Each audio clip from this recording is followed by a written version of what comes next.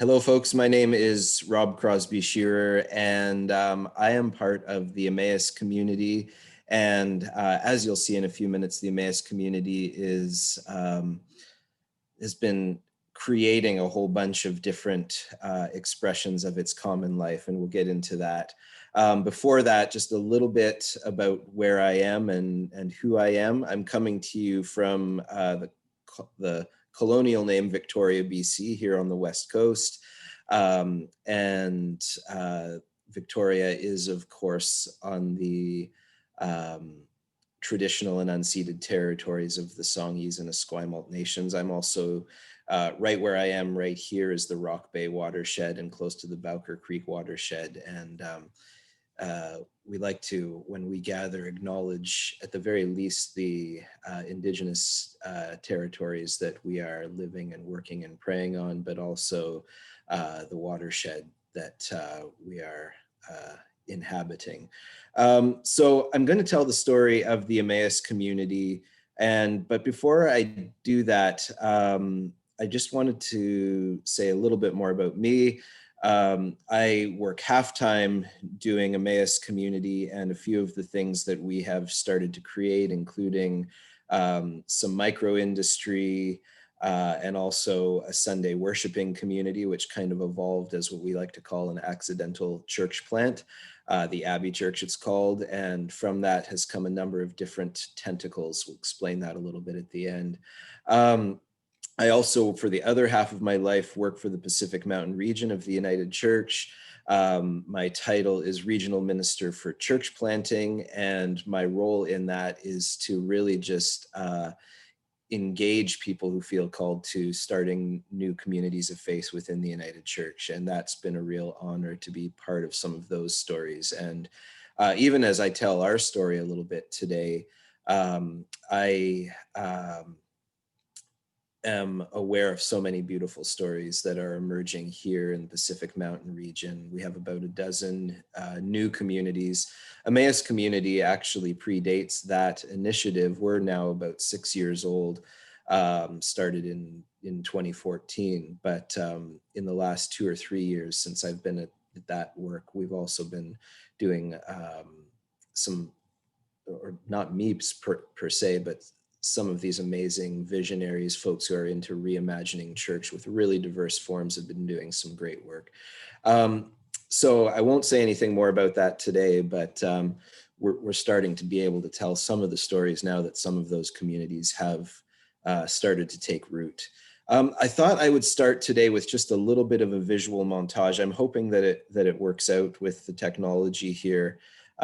With the screen share. And this is just some of the images of the last five or so years of our common life, just put to music from one of the friends of our community, Alana Lewandowski, who's a singer-songwriter from Manitoba. And if it all works, that's great. Here we go. Let me just screen share here, share sound. And let's just see if this actually works.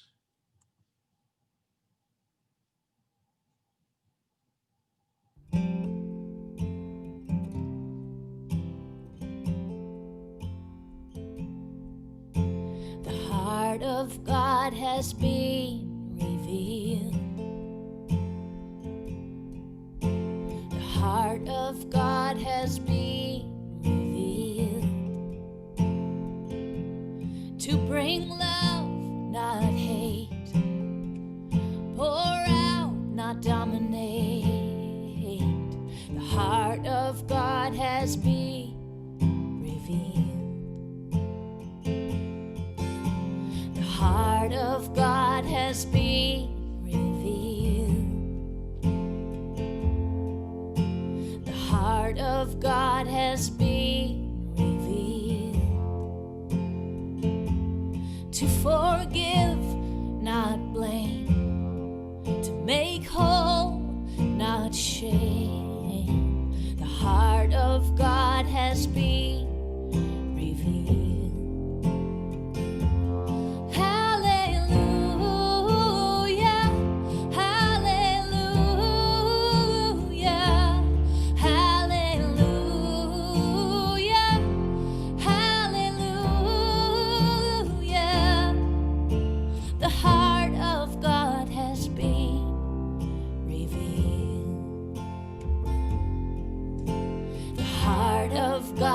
has been revealed. The heart of God has been revealed to bring love, not hate, pour out, not dominate. The heart of God has been revealed. The heart of God has been revealed. The heart of God has been revealed to forgive, not blame. Behold.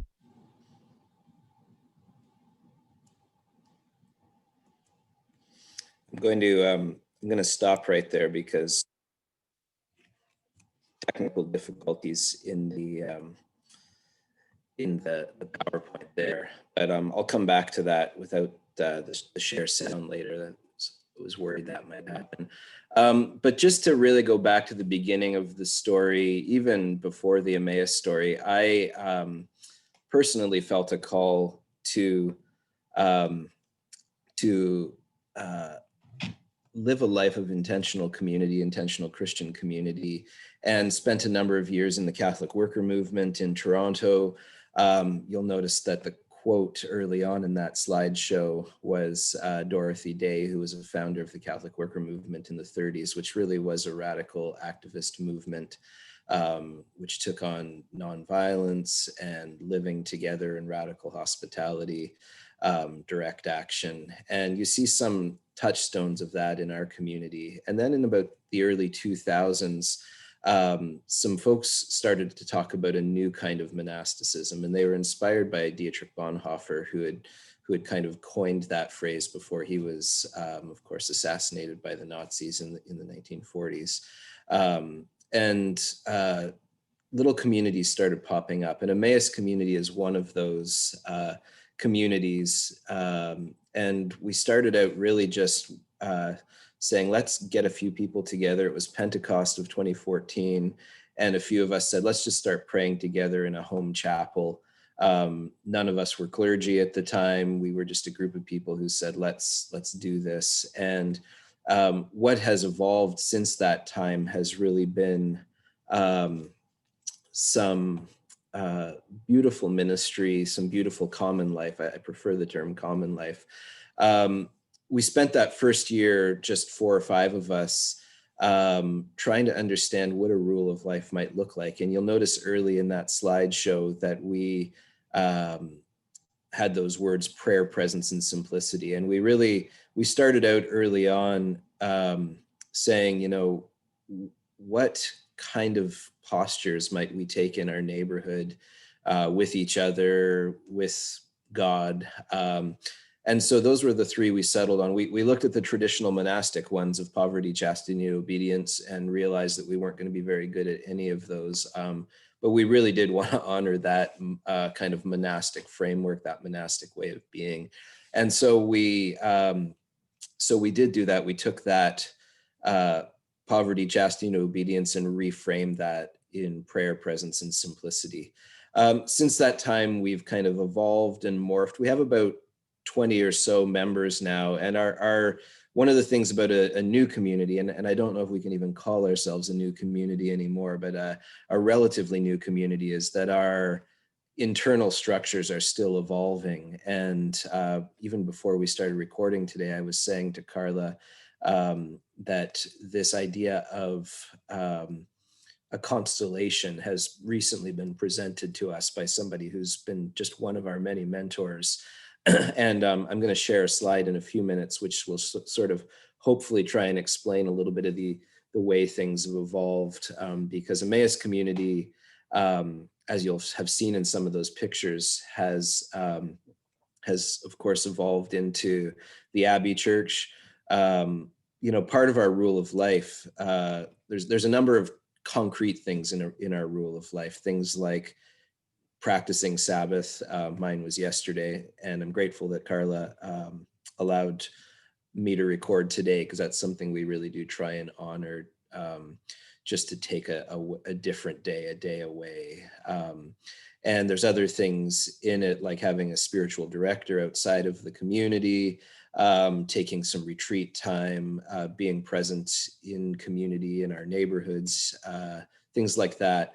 And one of those tangible things is to have communion together occasionally. And so we started to do that in our living room where I'm sitting right now, actually. And that expanded past our living room, and we started in a storefront here in the neighborhood. And then eventually we were given or loaned a church space, which is where we continue to worship on Sunday afternoon. So I call it an accidental church plant because we didn't sort of set out with a strategic plan, but we just decided, let's gather together on a Sunday afternoon. Some people had other faith communities that they were part of, and others didn't. And as we grew, we started to see people who wanted to actually kind of affiliate themselves with that. Some who actually came to be baptized. I think we've done about 7 or 8 baptisms now in the 4.5 years that since we've started Abbey Church. And so that's some of the images that you saw there. Some of those were in that original storefront, and some of those were in the new space that we use on Sunday afternoons. We are connected to institutions as well. Sometimes in these new communities, we either overemphasize or underemphasize these kind of institutional pieces. But new monastics from the very beginning talked about humble submission to the church. And there's maybe some loaded terminology within that. But the point for us was that we did want to be connected to wider traditions. And so we are ecumenical. We're a shared United Church and Anglican Church of Canada ministry.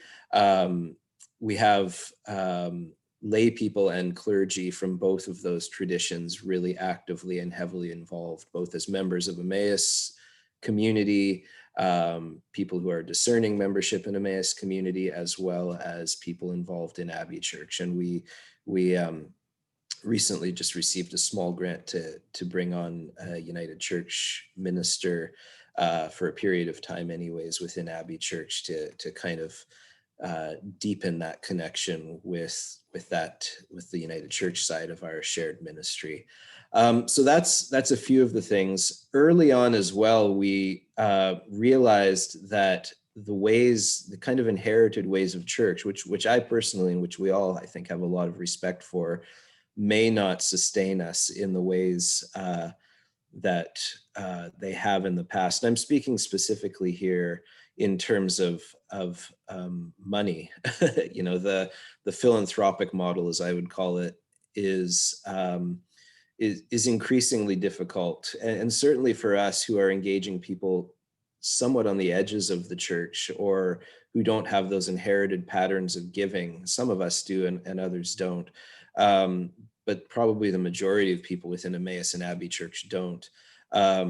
We realized that there must be something that we could draw on from that monastic tradition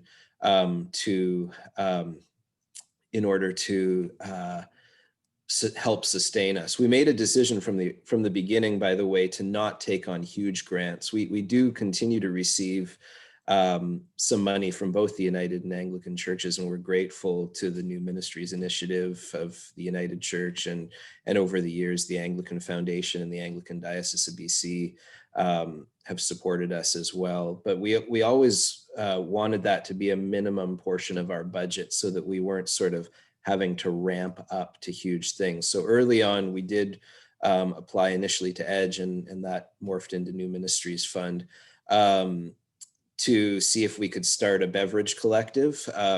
And so we did that. You saw some images in there of both non-alcoholic beverages, of kombucha we experimented with, and eventually settled on some ginger elixirs, which we continue to kind of make grassroots and give away by donation, as well as invest in a little bit of brewery equipment. And so we have a little brewery shed just outside here, and there's about 16 gallons of monastic inspired beer that is fermenting in there. It's going to be bottled this Wednesday. And again, we give that away by donation. And in the last few months, the COVID I think as it has with other communities, hit us a little bit.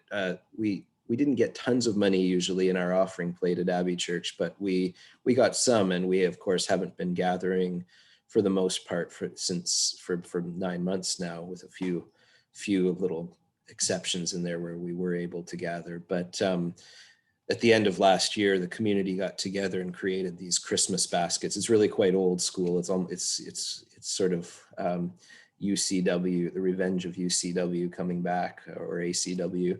And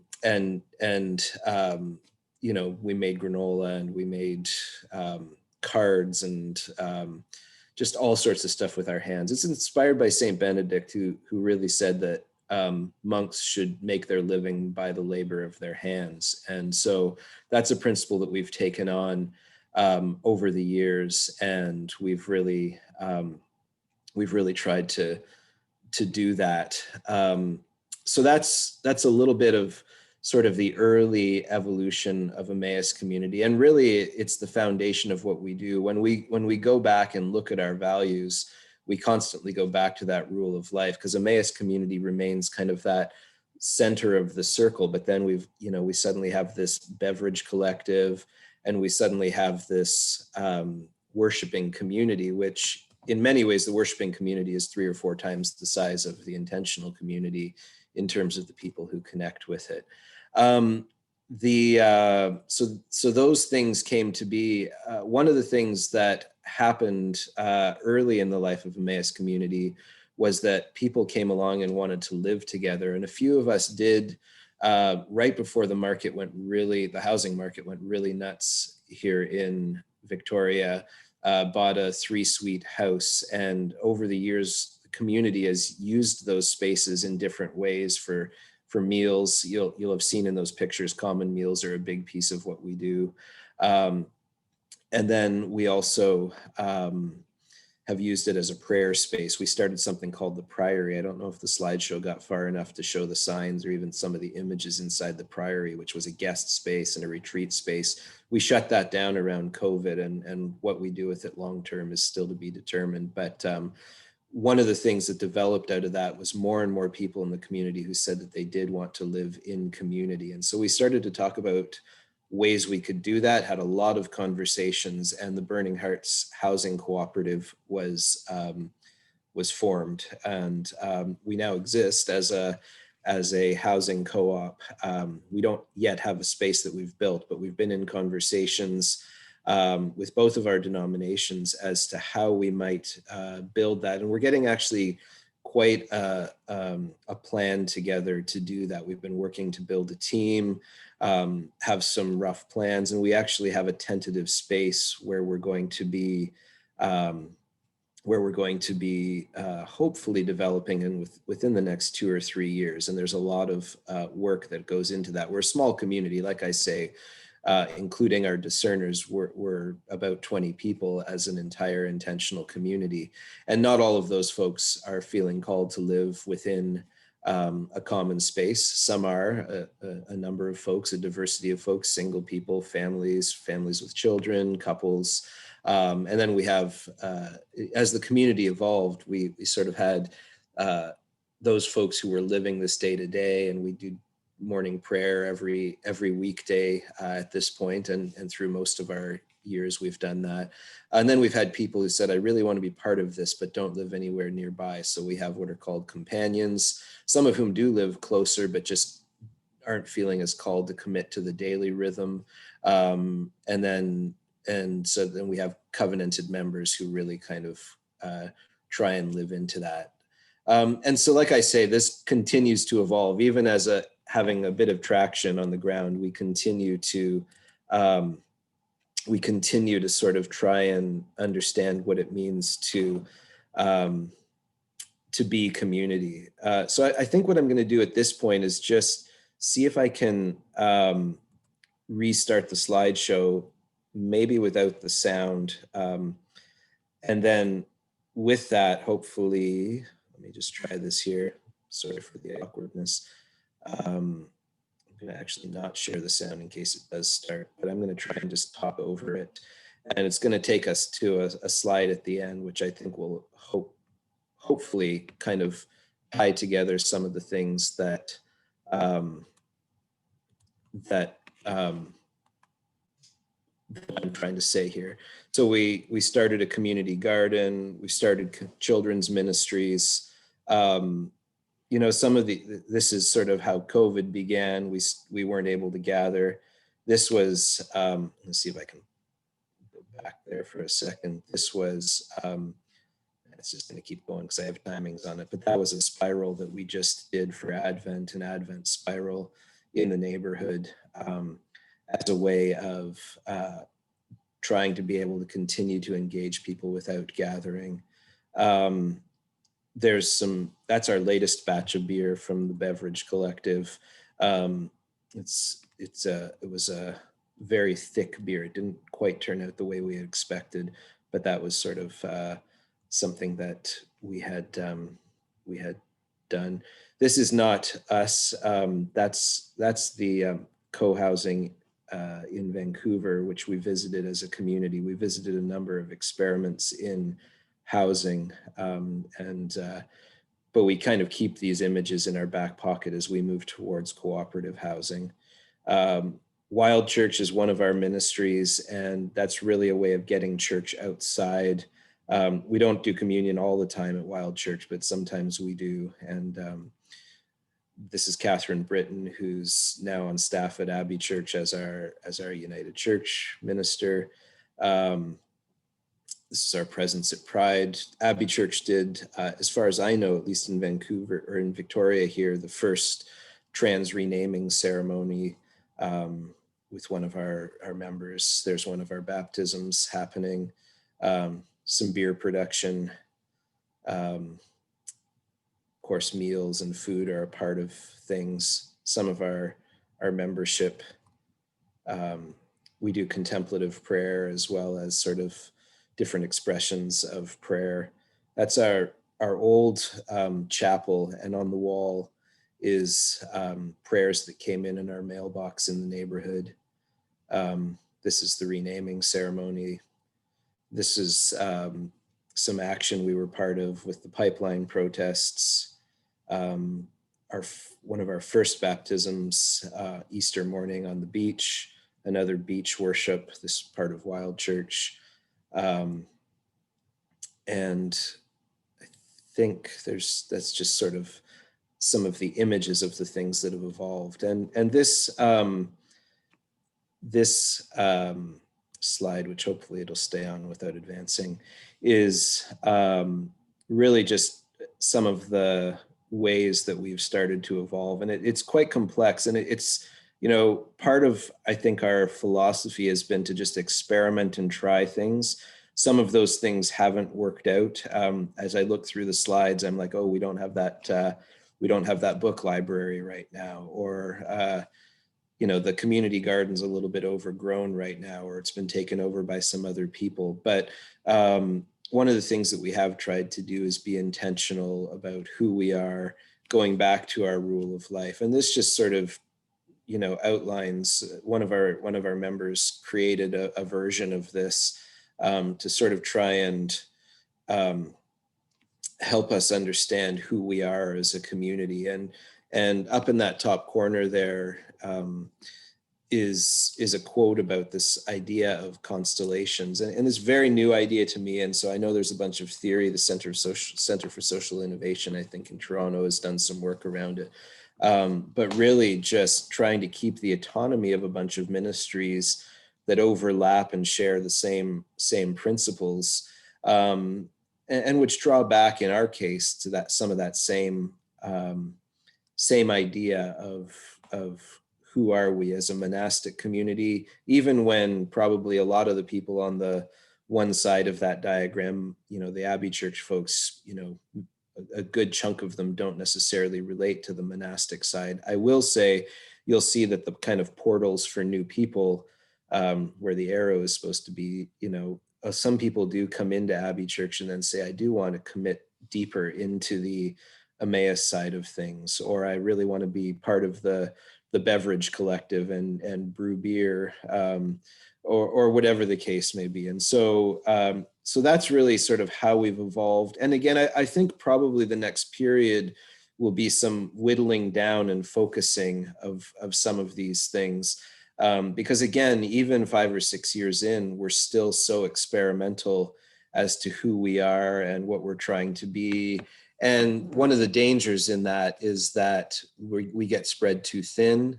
Some of these things don't work out the way that we hope them to. Like we have less than a full-time staff person to do all of this work that's on this particular document here. And that's, we have some music support staff for Abbey Church, and we have a couple different staff folks who work for that. And much of my role is with Emmaus community, just sort of keeping that piece together.